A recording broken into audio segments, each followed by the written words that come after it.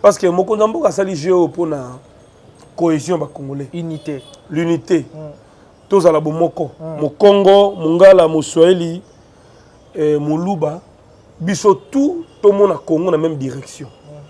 Alors tant que ça discours que non, bah comme il séparer les Congolais, koto ba golo ba siliki, tension et mati, koto ba warrior dans la fête. Et comme il ba konzamboka, ndé ba juger bon, ba pesi injonction na bandeko bazo gérer makambo. Ba ça la tout bazo ça gims na faire na jeu. On avait fait les calculs au départ. C'était simple, il fallait mettre Fally au départ et faire à la clôture. Ça ne changera rien. Et puis tout le monde allait se retrouver. Okay. Non, non, d'abord pour le discours, on a faire la classe. Je suis contre ces discours. Parce que nous devons la faire, Fally et les autres. Okay. Ils sont connus à travers le monde grâce à leur musique. Et non par rapport à leurs études. Okay. Il faut respecter Moutuna Moussala Naï. Nous, on a étudié. Il peut faire ça quand est-ce qu'il va y avoir dans le monde? Non.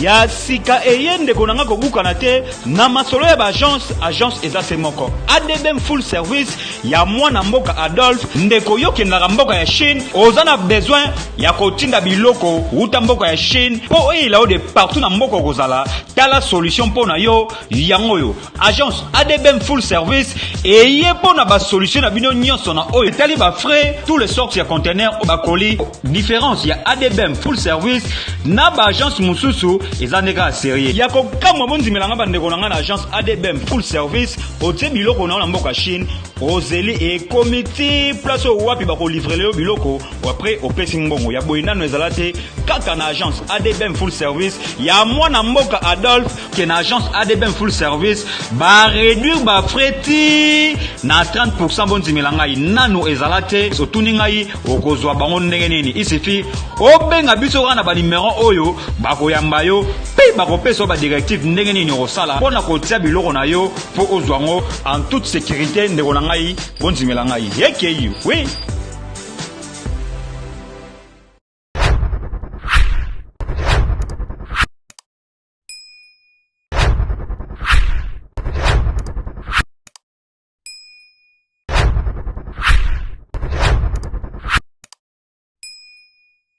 Voilà, bonjour tout le monde, bonjour chers internautes, vous qui nous suivez sur Équilibre Télévision, également sur 100% Polémique, c'est moi le vôtre Kevin, Mohamed Saïdi, ça a toujours été un réel plaisir pour moi de vous savoir, tellement nombreux qui nous suivent en ce moment. Merci à nos fidèles partenaires, merci à toutes ces personnes qui ne cessent de nous soutenir, Bandeko Baraliban, notre Penakati Amboka, Bandeko Bandima, Kolonara, émission, Nabiso de temps à autre, vraiment, nous vous aimons tellement et puis tout le Narabino Ming parce que vous allez battre au Bolaksa, Biso Bolingo, Batou Bopesa Biso confiance, surtout fidélité au Bozali à tout moment Golandara penza ba émission na biso régulièrement ezali penza eloko ya motu et puis biso de notre côté tu auras plus censé à former ko informer bino ko divertir no même moment za mosala auto mesana ya mo mesano auto sala rapport que bino bozala servir na ba parler déjà nous y sommes là nous allons vraiment en parler par rapport déjà à Lisano et Masano comme on le dit toujours 9e édition de la francophonie où ezali ma yangani topé moko ya baje où ezali na kati ya ville province à Kinshasa où appelé ko se tenir très bien et parfaitement bien marmoto tambola kitoko makasi mais déjà du côté culturel tu es que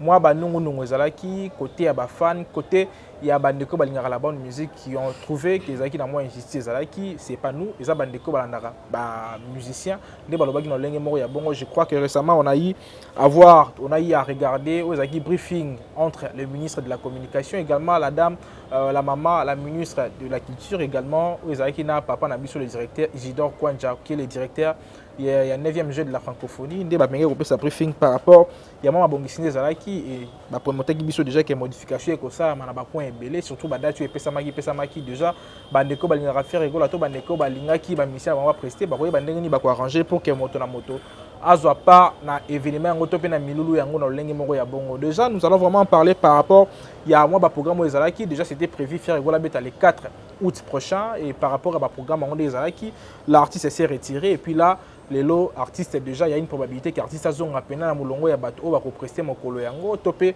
na kati ya milulu yango mais déjà par rapport ya mama solo toti ko sur place avoir déjà modification salami le 4 août prochain faire égol à represser penza les sous-soutés déjà on a moins probabilité tu peux affirmer la langue moko ya bongo mais tomoni Koffi Olomide qui a rejoint la date Koffi a represser le 4 août également Fabregas qui peut aussi être là mais tu remets sur la bongo mais tu sur la détail et belé parce qu'on a vu aussi la sortie médiatique de Zakari Baramba ce qui n'a pas plu na bandeko belé balingara musala to pe balingo balingara penza o ezali Zakari Baramba surtout bandeko balingara penza ko zala informer la langue moko ya bongo qui est le porte-parole il y a 9e G à francophonie on est au fonctionne la langue moko ya bongo mais déjà comme invité je dois recevoir pour vous Jérémy Luemba lui qui est dans le équilibre les propriétés les 2G également les protecteurs au Azakamwa Mingiwana et puis déjà côté Nangana Koyambel au Mopandisa on a 100% pour les Mingi to mekapena ko échanger concernant ba sujet on a dit ko lobela awa ne to mekapena ko kolta makansi na biso na kati ya masolo ya ngoto ba ndenge ko développer yango mais déjà je suis là avec lui pour ne pas m'opposer ma parole à mon invité qui est Jérémy Luemba à ma droite on a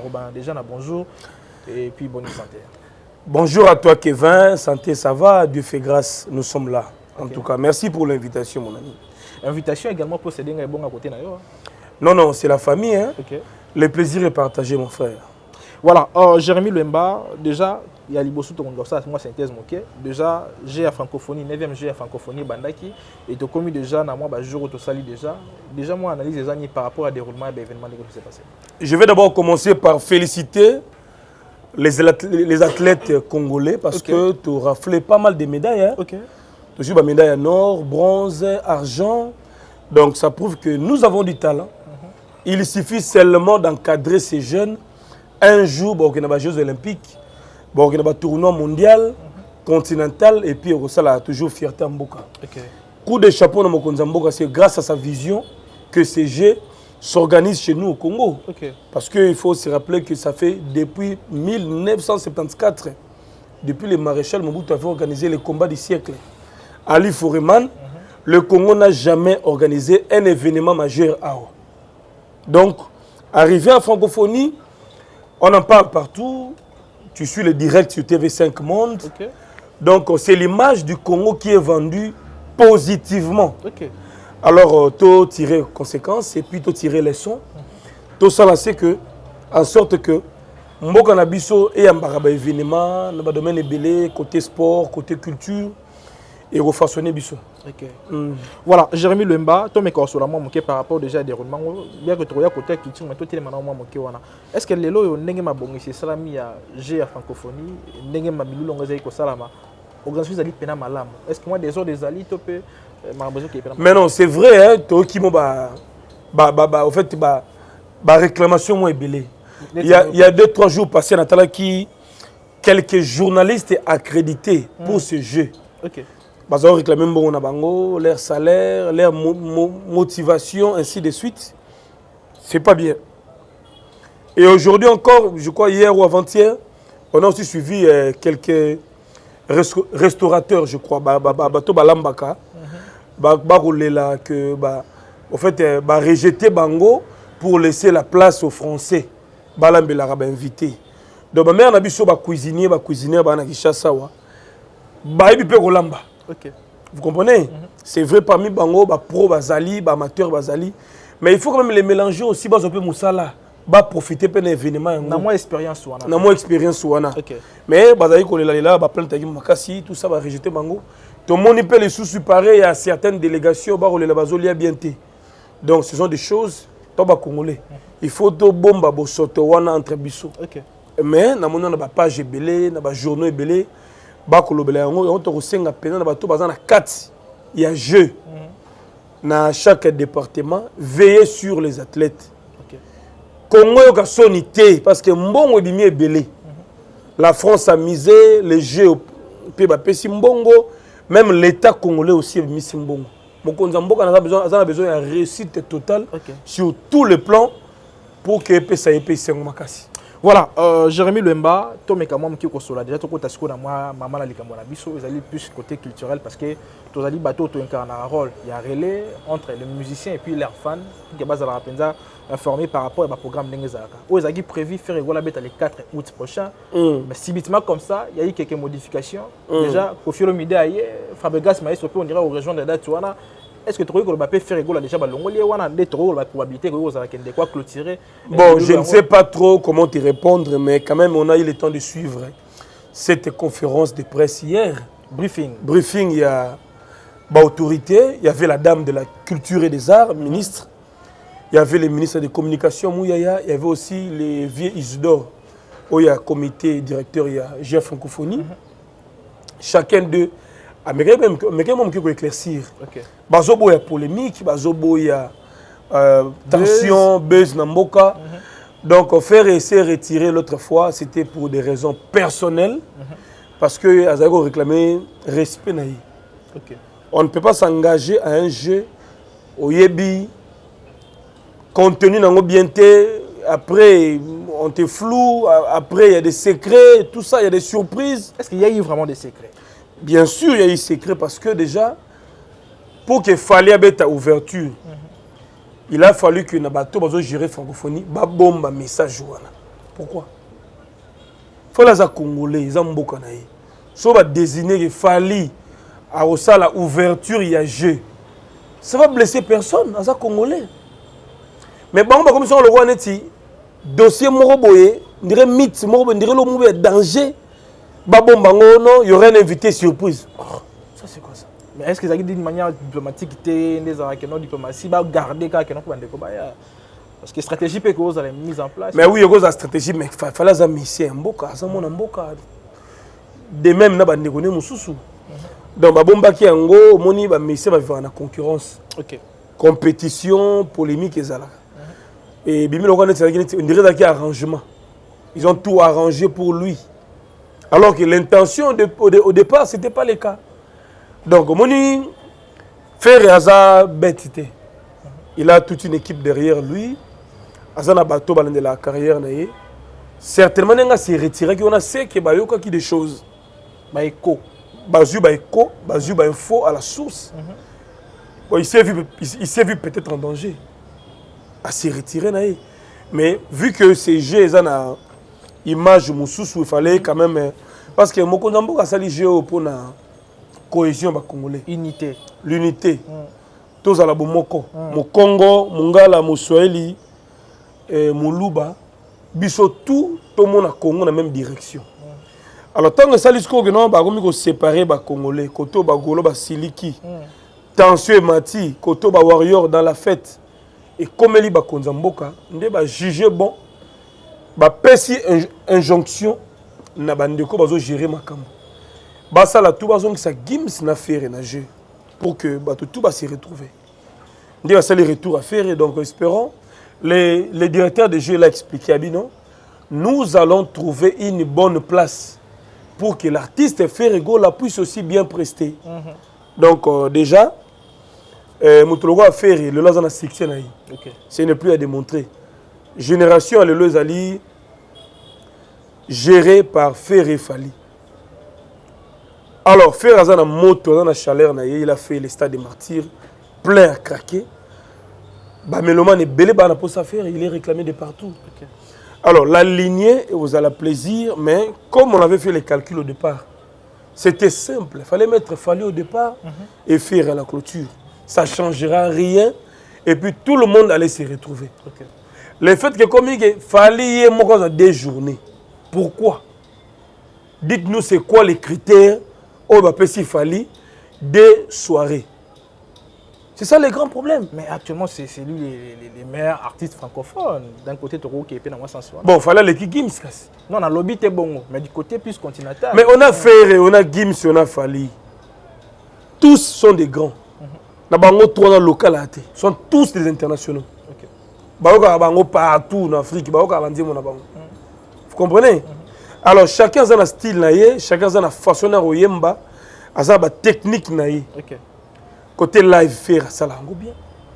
Gims il le fait bien. Fallait aussi un showman, il le fait bien. Vous comprenez?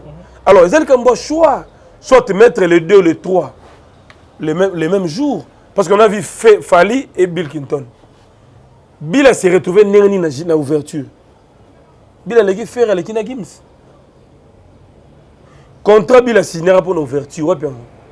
Comment on a pour la politique? Avec un contrat. Avec un contrat de service.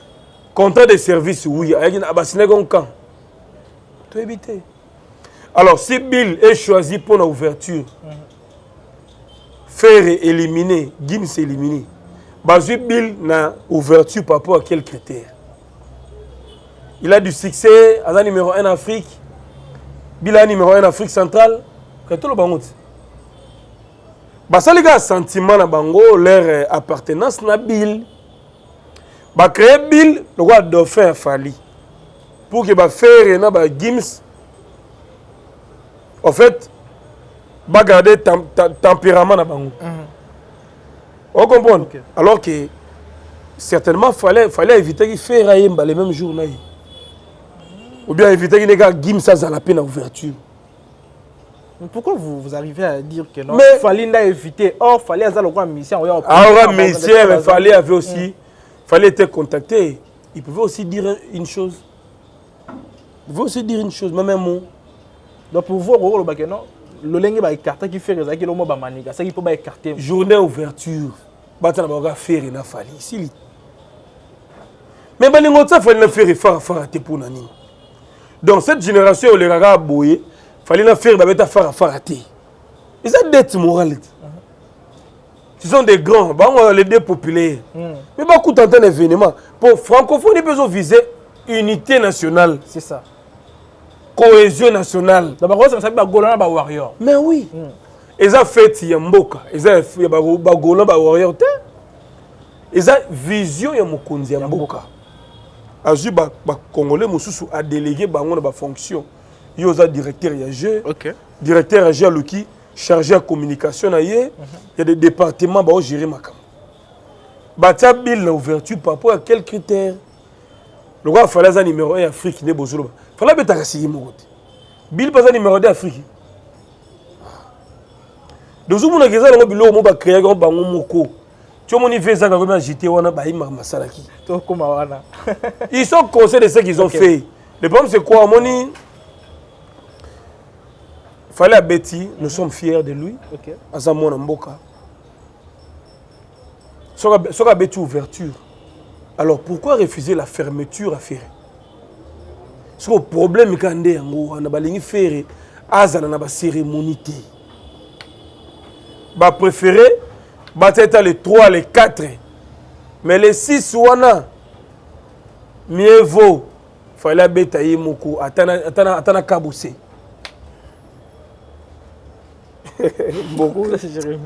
Mboko za Gindoki. Eh de ba critères ba jolo artiste ngo yeux banaté sur quelle base de critères ils ont ba sepeli yo banda yo silisa yo muto clôturer yo muto banda critérium et yebanité. Qu'est-ce que c'est la raciste? Mais Jérémy Le Malo dans un mercredi. Je crois hier j'ai suivi tweet à Jésus Noël Checké, lui est dans une agence proxy ou épisode ça peut makambo événement ya makambo oyo lobi anosa ki ngo atangi kombo ba agence ba plutôt ba mission ba ki reteni pour na milulu oyo. Mais là azon si kombo ya faire rigola et puis là lobi yango clairement lelo ndé programme officiel ko pesama. Mais déjà auto moninga na yo ezali affiche ya Koffi Olomide pour na les 4 également tam sou Fabrice Maïso pas rozongi la biso na sima awa ndé rozongi la biso mais pour les 6 déjà par rapport au programme automona qui provisoire Gims a robeta na faire même podium pour la clôture na stade de Martyrs fallait que ton esplanade appelle le peuple. Est-ce que vous avez possible? Mon frère, agence a une et proxy. Bango de baokri ba des autres. Non. Banda je banda mon frère. Bango ça va calendrier te ba concert. Mbongo ba pesi pas l'état. Mbongo na bango ti. L'État a disposé budget pour les artistes. Mais si c'est liste de mission qui retenir. Papa. J'ai banda depuis le 28. Après cérémonie ouverture, il est la suite. La suite. Fallait apprécier l'ouverture, na Bill Clinton c'est bon. Ils ont préparé quoi pour les 29, les 30, les premiers, les 2, les 3, les 4, les 5, les 6. Rien du tout. Faire à se retirer. Fallait publier. Kin, tous les belés. Na ouverture il y a jeu. Secret fallait redévoiler encore à quelques heures il y a ouverture. OK. Suspense on est quoi tant qu'à faire à se retirer. Et après banda faire à se retirer tilo trouble les quotas na francophonie, classement est comment perturbé et comme ma bengi Moïse Mbi yé. Ma bengi Mike Kalamba yé. Oh Koffi fait son entrée. Maïs Fabrice peut à Koti. Donc, et comme il y a boyé, on dirait les sanomoro boyé. Mais papa, pour nous gâter, pour nous pas qu'on les sort. Ok. Calendrier avec Géango, donc il y a des donc on va faire à se retirer trouble les côtés. Bah moi ben moi Zimbi bah liste comme Moulaï, ceux qui proxy agence. Et puis sur liste bah tout va retenu pour la suite à compétition.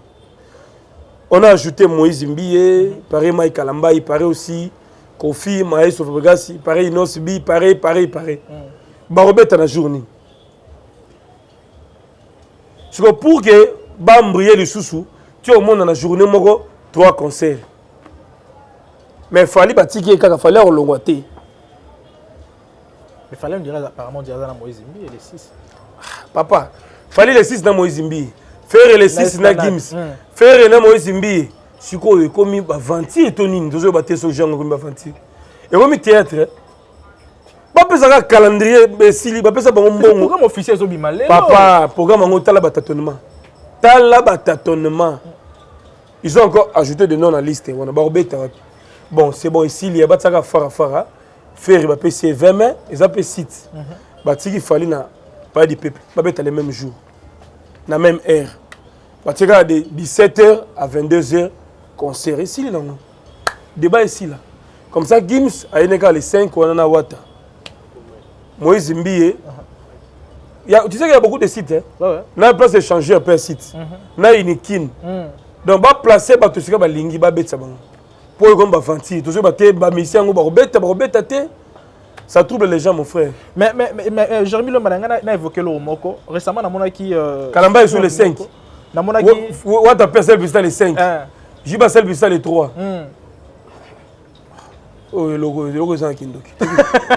Voilà, Jérémy Lombaranga a évoqué le Romoko. On va faire la parenthèse moins rapidement. On a une histoire, il y a Maître Gims. Azagina Batou. Mais tu as fait rigola, tu as Egoyebana. Au même moment, il faut placer on a un programme provisoire, il faut placer na faire rigola jour moko. D'un côté, tu as confirmation que entre Fali et Gims, il y a foutu à rasuter. Papa, je ne connais pas ça. Dans le bien, nani. J'allais dire quoi? Mon jour à clôture, c'est compliqué. On l'a Fali. Donc, mon jour à clôture. Et là, ils ont troublé ça. Fali batika est piqué na ouverture, batika est piqué na clôture. Alpha et Omega. Alpha, Omega. Donc, ils ont planifié. Pour jeune les bandaté, Mike Kalamba bazalate, Moïse Zimbi bazalate, le Kofi bazalate, mais pika fallait le roi borné. Na début, na fin. Conseil on peut ça pour que se troubleté. Longo il fallait na clôture. Batiki journée où on a bêti na bango ta faire. Attends, il n'a pas fait na Gims, clôturer événement en toute beauté. Okay. Déjà, il faut mettre une ouverture.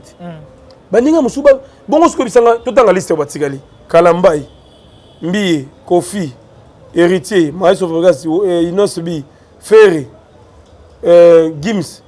Oui, mais c'est pas mettre dans 2 jours, on va mettre en 2. Na ipe na stade na tigi pe Ibrato azokota on a été soit signé contrat là na. Ibrato ba ça ba on va échanger, ba place miki ba ça on belo obeta.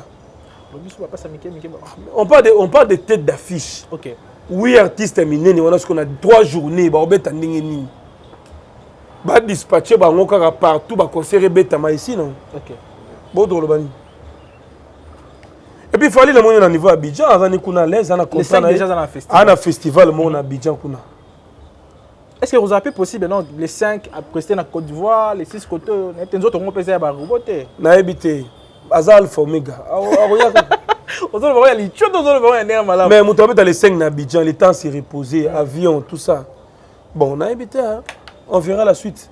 Mais c'est mal réparti, c'est jeu. En tout cas, dans mon compétition dans mon kili, mais ouais, ma baise à Bichot. Non, faut côté musique. Non, côté musique, hein, ma baise ali. Parce que va favoriser l'autre camp, tout ça. Je crois qu'il faut éviter ça. Voilà, Jérémy Lomba Tomonaki, avant le programme, il fallait faire la vidéo, lobby, focus, silence. Très bien. Objectif de qu'il fallait jusque là, parce qu'il y a un temps où il y a calculé l'adversaire, mais là je vis en story au bande de Québec, c'est capture déjà dans reçoit temps rapidement. Mon silence ne signifie pas que je suis d'accord avec vous. Ça veut juste dire que votre niveau de stabilité m'a laissé sans voix. Tant au Malembe maintenant. Mon silence ne signifie pas que je suis d'accord avec vous. Ça veut juste dire que votre niveau de stupidité m'a laissé sans voix. Mais il a parlé déjà. Niveau de stupidité à Banani. Non, en fait, il a déjà parlé parce que le silence focus, mais lui, il a parlé déjà. À désactiver. Mais à Balobara Nabango, déjà, il parle. Aza humain, alors pourquoi? Qui parle à tout. Makambozo les Mboka. Il peut aussi réagir d'une manière ou d'une autre. C'est des réactions. C'est déjà une réaction, le message est passé. Donc, ils ont raté la compétition. Oh, tu bandit, n'est-ce pas Boy. Tu veux dire que non, le gars est en Côte d'Ivoire, pays ordinateur. Côte d'Ivoire avec ta finale. Ils ont raté. Pour mettre ta finale, il faut mériter. Au bet éliminatoire, au gagner. Et puis, compétence, et placer au second en finale. Je me dis compétition de bandit que Congo est en finale. Donc c'est que nous tricher Congo a gagné la penalty ti au comme en finale. C'était un mauvais jeu, ça les jeux à francophonie mabé. Mutu moko ta rose la alpha oméga ils a raté. Pourquoi ma alpha oméga il faut mériter. Donc au bêti musique ba to ba réclamer ah ces messieurs là avaient bien chanté au début. OK. Bis encore, faisons la sous la finale. Musique est bon. Il faut convaincre. Mais au Betty, les gens vont critiquer d'abord prestation. Playback, 3 chansons, pas d'improvisation et tout. On a les sous la finale. Playback, il sous. Maintenant, on va dans la playback. On va dire qu'il va faire un live. Même semi-live. Ça veut dire qu'on peut te laisser un minimum de temps. Tu peux créer des choses, tu peux innover, tout ça. Comme on dit, j'ai la francophonie déjà ouverte, tout comme clôture. Il y aura les officiels. Mokonza Mboka, directeur, les ambassadeurs seront là, les invités seront là. Et puis, école belé, pays est belé. Vous comprenez? Il faut savoir aussi en profiter des occasions pour laisser un message. Le Congo souffre, la guerre, l'agression rwandaise, la souffrance des Congolais, tout ça. L'artiste peut aussi saisir l'opportunité, adresser un message dans la Kondi, dans la francophonie et tout, à travers la chanson. Vous comprenez? La paix, la guerre, ainsi de suite. Banzembo bongo, mais yo banzembo, oyembela batu. Elle va faire avec la francophonie, avec 100 kilos. Est-ce qu'il y a un sens? Il faut chanter des chansons, ils ont cadré dans l'atmosphère, dans la circonstance, dans l'événement. Et puis on peut savoir un message. Même peuple, même Bakonzi, en tout cas, merci beaucoup. Tout le monde a monté la balle. Ouverture événement, moi, je joue en tant que un message. Nous disons non à l'agression, non à la guerre. Tu comprends? Profite. Bon. C'est ça aussi être grand. Voilà, Jérémy Lembato, quand on a deuxième volet, déjà émission Nabiso, Sakari Bababaswe, qui est une légende, on peut le dire ainsi. Légende, il y a Nini. Dans le domaine, il y a mais ça, on va dire que Bato Bazala, on a fait ça, on va respecter les Bazaka. On peut ça, mon respect, il faut bien dans mon légende.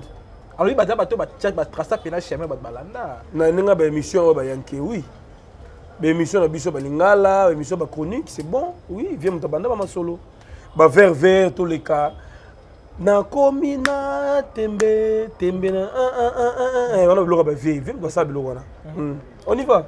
Si tant on demande lelo le vieux temps on soit terre on soit na ba fan. Il y a musicien qui ba gaulois soit tant on qui na niveau que non on senga na faire gola zonga na chic. Ay ko la moi comme non d'abord pour un discours on a que nga ba qui faire zonga la classe.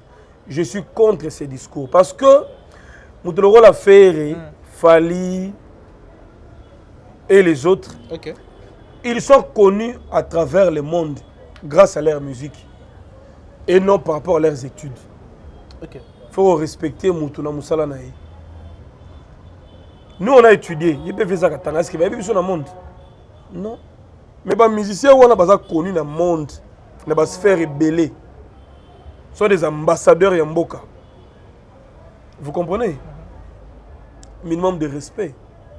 Ba faire batanga te mais bazo sunga ba congolais belé ba engager ba licencié ba gradué ba grand intellectuel proche na bango ba liera na bango bana ba manager ba to batanga na ba poto ainsi de suite bana ba bureau bato batanga o ba porter bango correction na ba conseil. Donc ce n'est pas vraiment digne pour le roi Zacharie alors bango na faire. Et ça manque de respect. Mais même le roi conseil aujourd'hui la voix tout simplement ne suffit pas aussi. Non on les a discours ya lokuta, musique eza voix, musique eza koyemba. Musique eza voix, musique eza koyemba, musique eza coaching, eza tout ça. Faire aussi à innover dans le conseil dans stade de matière, batala live dans streaming. N'est-ce pas non? Batala plus de 30 000 personnes en streaming, c'est ça innovation. Il est partout, à Instagram, à Facebook, à WhatsApp, à partout. Il faut apprendre à conseiller la paix. Non, bon ça là, bon temps ça là, on depuis que la même ça la arrêté. Ça la remonté. Comment dit ceux qui au lingino mututé, celui qui Babani mon frère.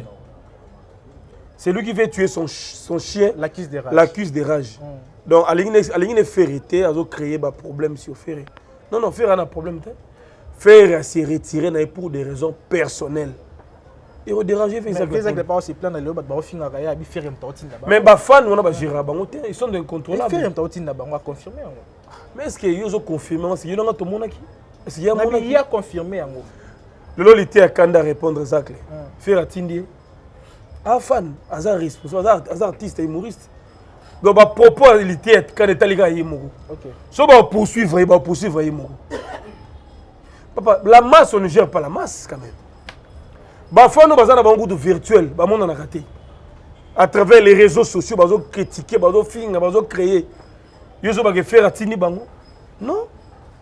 Ils sont juste mécontents. Nous avons subir l'injustice, le calcul, l'arrangement, ainsi de suite. Nous avons réclamé. Ce n'est que normal. Tout ce qu'on a fait, ratini bango. Bon temps, nous avons fait finga kabato. Nous avons fait ratini bango. Les mal avec nos artistes, c'est quoi? Ils apprennent que Moutounaya finga qui me baba peksa bangote. Donc musique a Congo tambola bongo. Et ils sont au courant que ba petit la baba finga ba master. Ba peksa raté bandakala. Donc voilà. Mais mettons qu'il y a un système qui est autant Zakarazo confirmé malade. Mais est-ce que d'abord ils m'ont vu? Est-ce qu'il y a un mauvais Zak? Est-ce qu'il y a un mauvais Zak à modèle? Est-ce qu'il y a un finga rabatouté? Un modèle. Mais tout réforme émission n'est pas calme. Est-ce qu'il y a un modèle d'abord? Pas finir à faire est-ce qu'il y a un modèle? Il y a finir dans la musique comme rancune partout. Donc comment on est ça la passe? Alors il y a ça la salut en ce n'est que ça. Sur le hôtel il bien faire un promo dans sa clarté. Bah dire il y a vient de ma bé. Vu ba PCA mission azali attaché de presse porte-parole à la francophonie. Mais on a communiqué pour la G, il y a des rancune, des baises, des paroles blessantes. Non. Quelque part, vieux pays m'aura mis tal non yémo quoi ce que nous communiqué comme il faut. Nous communiqué Nous communiqué bien té. To benga musicien mo côté. Yo mo benga ya chef francophonie. Est-ce que yo ba pêche mission? Ah benga té mandé benga faire abi faire na yamba été, ça mambo écrit mambo les autres. Donc, contradiction, il se confond lui-même. Azo communiqué, Moussa va pêcher le jeu de ces bandes. Photo et Baranon, si on se réveille comme ça, jeudi le 3 août, quels sont les programmes il y a jeu? Site Tata Raphaël, il y aura combat de boxe, combat de lutte, combat de rugby, de telle heure à telle heure. Site Stade de Martyrs, il y aura athlétisme, 100 mètres, 1500 mètres, 4000 mètres, par exemple. Tout sur le programme du jour au jour, il y a des jeux. Les accidents, les problèmes, les difficultés, tout ça, il y a jeu. Le nombre de médailles raflées par les Congolais, par d'autres nations. Tout à la balance, il y a trophée, tout ça. Il y a des communicants, il y a des ferrés, on est aventure. Voilà, Jérémy Luemba, tu as qui on a tourné au sol. Mais tu as cité déjà. Et là, on est les lots. Papa, tu as combo na ya pardon. Alobi yango clairement lobi papa ya ba kende na on ta papa ya ba ko kende. Biso na biso to robomana. Biso yeba na nani azan nani. Ne wana sikola nga jinini wana. Mokonza mboka na posa kimia na mboka. Yazo promettre batu so papa ya ba kei awsani. Ceux qui poursuivent judiciaire aux ala ceux qui. Mais apporter plainte contre inconnu. Parce que les Golos sont beaucoup. Bazana quelques-uns déjà mentionné. Alors, ça perd Bazali, côté. On a un problème individuel, individu, mais soit avec les Golo, apporter plainte contre l'inconnu. Comme ça, on Facebook, Golo, on finga qui est là, il y a au fond de masse, critique, tout ça. On ne gère pas la masse quand même. Il y a mon goût, il y a mon finga, safou, finga, Marie-Paul, finga, Kofi, finga, te belé, non, elle a un débat. Il faut comprendre que a communiqué qui m'a bien à la francophonie. Il a raté sa communication. Voilà, on doit déjà clôturer. Bill Clinton, il n'y a pas passage qui a eu des passages dans la politique, j'ai on est bon j'ai wana parce que na tamu qui a represté et il faut donc retenir le moment au bazar on a bon prester on est bazar professionnel. Donc au musu on a yemba kabia nini ming bazar professionnel penate. Le bité zaki maloba mo zaki. Bill aza pro, oui, aza mission na mboka na biso. Na ki pro na sala ni. On a tout ni bazar ba mission na critère nini. Ils ont un arrangement. Bill a marqué pas qu'un bon, ce que vous avez dit, c'est que vous avez succès. Bill a un succès, il y a un album. Bazo qui est ce qu'on a ouverture par rapport à Nini. Comme ce professionnalisme, mais pourquoi le Bill a évoqué ma professionnalité. Alors, il y a d'autres qui ont dit pardon. Bazo Bill est peut-être animateur, showman, Abinissa, ce n'est que logique.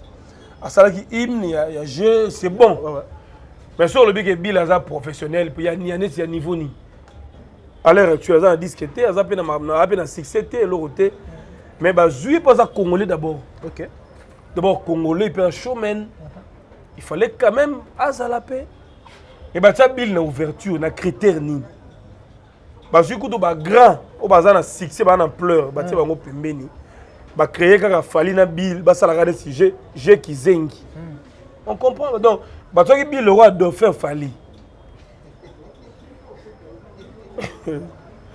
Pour ça, il fallait moko. Bato baloba bato batika babonzi la nga fali jusqu'au Bill roi dauphin. Azara wana po et puis ça moins équilibré. Donc c'est clair papa. Pour un critère le lobby la discuté. Ça ne peut chomorater en live ba plainte. Succès comme tel peut ana mo baisse le régime. Mais il reste un grand animateur et un mboka. OK. Niti Batutu Kalouji et les autres. Bakera rêvé Bill pour nani na ouverture. Ils ont fait ça parce que d'abord un a même tendance à Fali. De deux, pour qu'il crée caca. Pour qu'il crée caca vide. Hein? Et créer caca moi et loco. Pour que Fali ne soit pas seul, comme Congolais, Bill Paza. Mais en principe, on a un critère. On a dit critères pour l'habilité. Les lots. Même votre inosibi. Pour un tube, un succès, un tournée, un pénal à chaleur. Mais on ne pouvait pas prendre les noms parce qu'il fallait Zakiwana. Ok.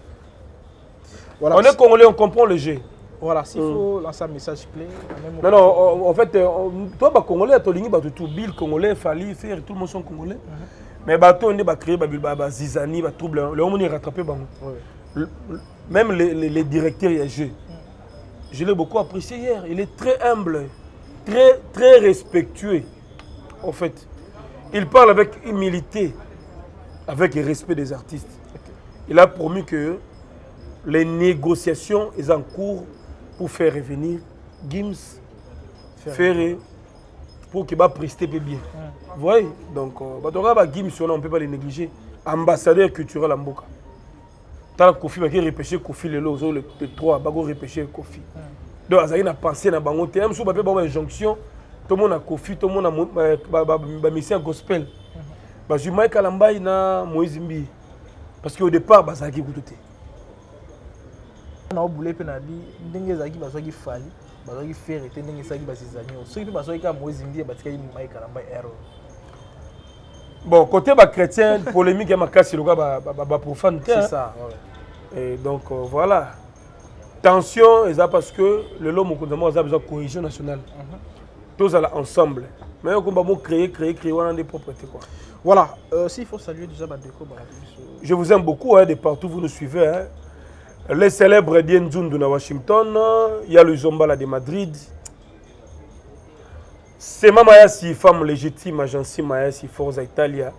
Nadine Maïfoula na Bruxelles, le vieux Raoul Kidoum na Canada, Crémer Makala na Canada. Je pense aussi à mon vieux Gérard Saddam na Manchester, maître Siza Soukama. Puissance ami qui lit rapidement. Maman Sarah Lina Wembi aux États-Unis, Maman Fifi Longo à Londres. On vous aime beaucoup. Abonnez-vous, commentez, partagez le lien. Mimi Ndoumé na Moshing là-bas. Mimi Bandoumé, la championne Napesio, merci beaucoup. Restons ensemble pour de vrai. Merci Kevin Mohamed. Okay. Voilà, merci beaucoup. C'était là Jérémy Luemba. Rena, on est dans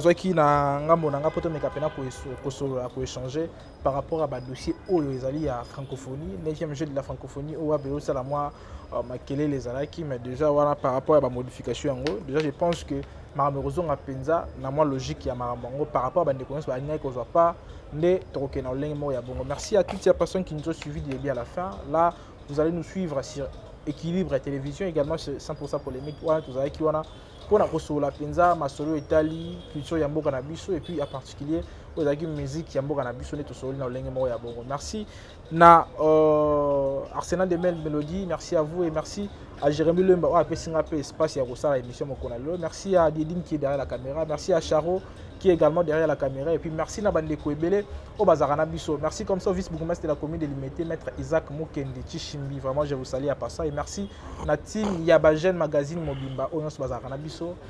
Sala Rapena, Moussala Kemala, mon vieux Richard Mouya, eau potable depuis les États-Unis d'Amérique, Cam 16, le vieux Cam 16, Cam Kandolo, Nakatia 10e arrondissement, Paris, Gare du Nord, voilà. Mon vieux Guy Moussa, je te salue à passant, et puis merci comme ça à mon vieux Papine Zézan à Paris, Irène Mwanza, Nakatia Paris, merci comme ça. Na batu bazari belé comme monsieur Zoki maramé quand même to terre au talango parce que to mesala ni ko talaka mais wana il a un esprit ne to beki to juste pour dédicacer bandeko wana voilà to comme na suka il a biso na neto mona moi Zimbi est confirmé le 6 hein à 18h voilà merci beaucoup on a pas programme yesi c'est que bon en affaire c'est que bon na Nafali on a esplanade et on a déjà voilà programme yesi koyo donc moi Zimbi le 6 déjà on a la confirmation. C'est que on a fait l'esplanade. Non, c'est que le suspense va continuer. C'est ça. Les 6, c'est la date normale. On va faire un calendrier officiel. Que va tirer sur le suspense, Morobo et tout ça. Non, on va mettre ça à faire. Vraiment. Et on va mettre ça à faire. Il y a beaucoup de sites. Chacun a un fan. Parce que Géo, ils ont bien mérité. Voilà, merci beaucoup. Thomas Nimbalas, ma nouveau numéro est là. Portez-vous bien. Bye bye.